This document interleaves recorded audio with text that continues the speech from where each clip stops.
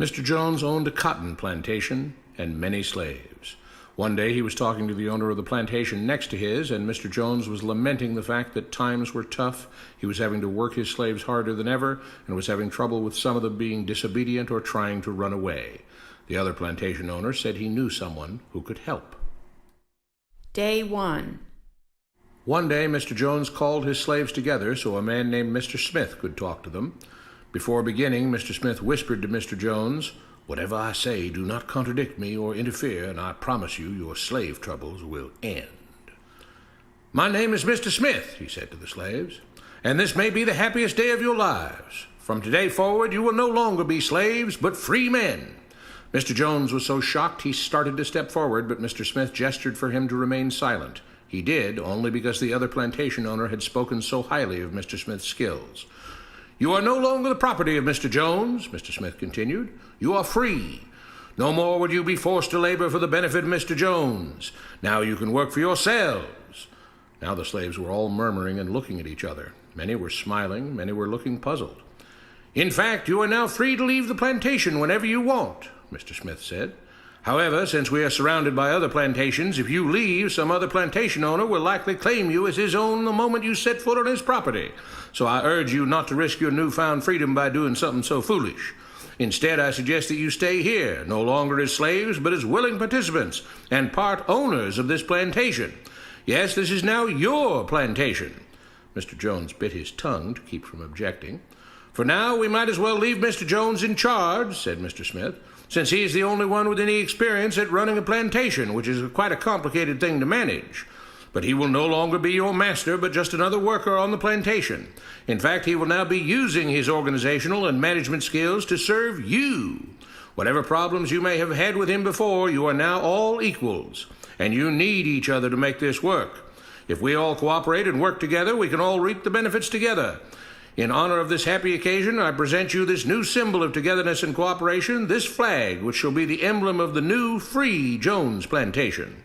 He held up the new flag, but most of those listening were still too amazed to respond. "And this shall be our motto," Mr. Smith announced.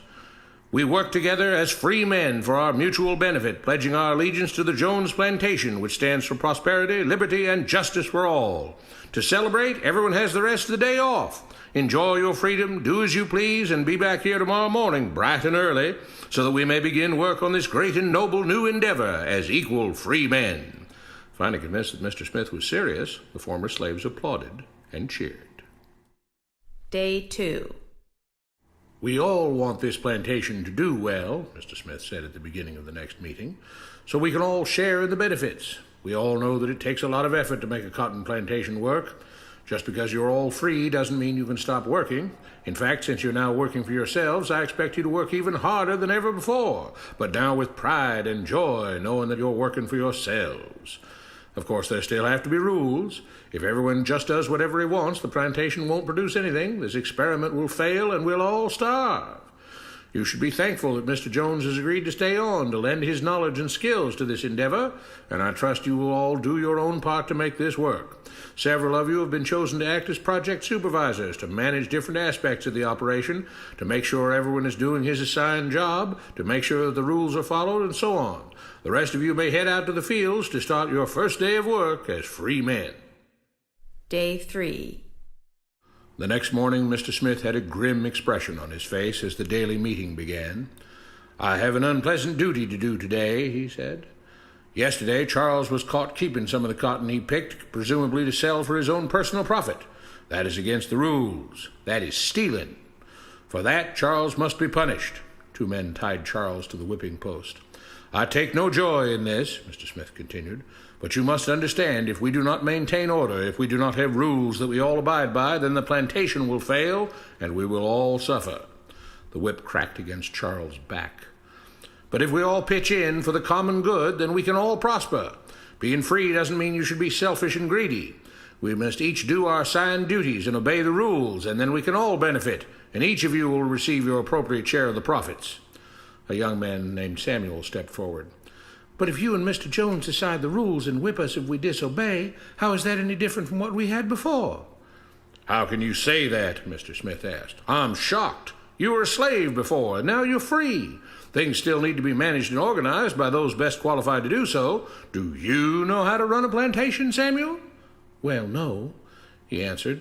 "But if we're free, why do we get no say in what the rules are and how things work?" "I'm surprised at your ingratitude," Mr. Smith answered. "None of you know how a plantation is run, so you're in no position to be making decisions about how things are done here. You don't seem to appreciate all the things that Mr. Jones provides for you, from protecting you from all the outside threats that you know nothing about, those who would come here, capture and enslave you if not for Mr. Jones' protection, to making sure that you all have food and housing, tools to work with, that you're cared for when sick and injured, and so on. There wouldn't be a plantation at all, no cotton to pick, no land to plant and harvest, if not for him. You should be grateful that he's made possible the level of comfort you now have. Your lives would be far worse if not for him. Nevertheless, as free and equal participants in this endeavor, from now on at each meeting, any worker may have 2 minutes to ask questions or voice suggestions or complaints." With that, the workers all seemed satisfied and headed out again to the fields to pick the cotton. Day 4. "I have a big announcement," Mr. Smith said as the daily meeting began. "Mr. Jones' cousin is here, and not just to visit and see how our project is coming along. It has been decided that from now on, you will be deciding who will manage the plantation. Of course, this job can't be done by just anyone, but every 3 months we will have a special meeting at which all the workers will vote on whether we think Mr. Jones should run the plantation or whether we think his cousin, Mr. Johnson, should run the plantation. That means that ultimately you are in charge because you will be deciding which man you want running things on your behalf. If you don't like the way things are being managed, you now have the power to change it." Amazed and pleased, the workers headed out again to the fields to pick the cotton. Days passed, months passed, a year passed, and the plantation continued to operate as before. Sometimes Mr. Jones was in charge, sometimes Mr. Johnson was in charge, but the day-to-day routine stayed exactly the same. The workers worked hard, long hours every day, and still had little to show for it. Every day the meeting would begin with them all reciting the Jones Plantation motto, "We work together as free men for our mutual benefit, pledging our allegiance to the Jones Plantation, which stands for prosperity, liberty, and justice for all." One day Mr. Smith announced, "Samuel is asked to say a few words this morning, and whatever the rest of us may think of his ideas and opinions, we are all free here, and that means we are all allowed to speak our minds.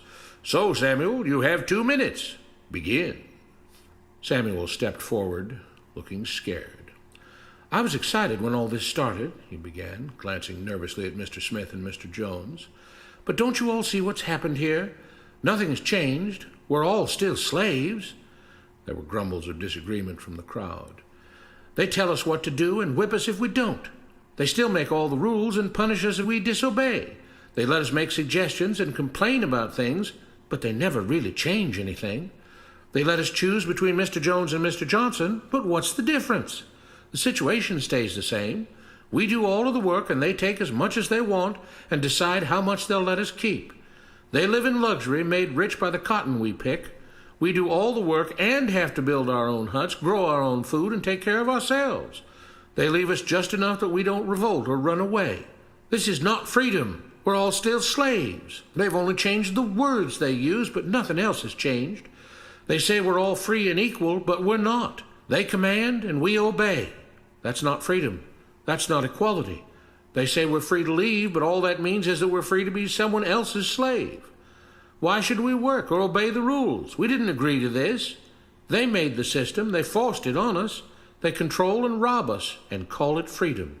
They've deceived you into thinking that being able to choose which slave master you'll work for is the same as being free. It's not. Open your eyes.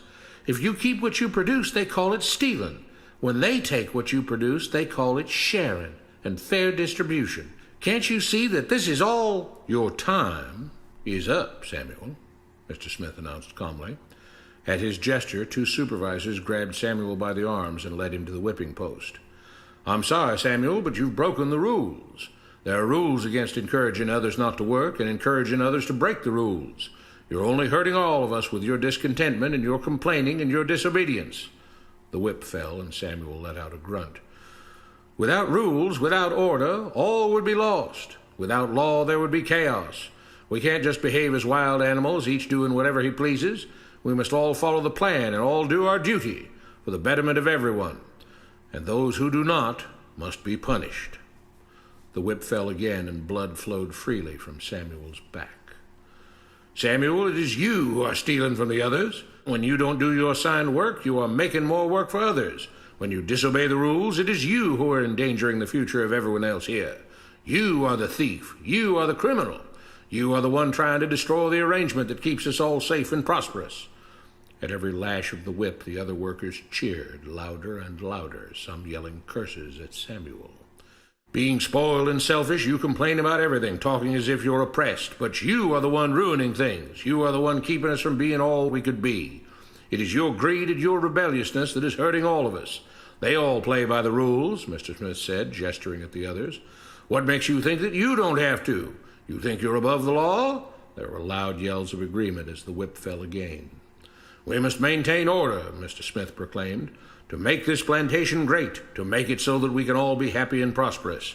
To have the society we want, there have to be rules. We all have to contribute our fair share to this great endeavor, and we cannot tolerate actions and attitudes that seek to undermine the amazing things that together as free men we have achieved and will continue to achieve." Mr. Jones was smiling as he gave Mr. Smith a pat on the back. The crowd was cheering so loudly that none of them had noticed that Samuel had died. What you have been taught about government and politics is no more accurate or reasonable than what Mr. Smith taught the slaves.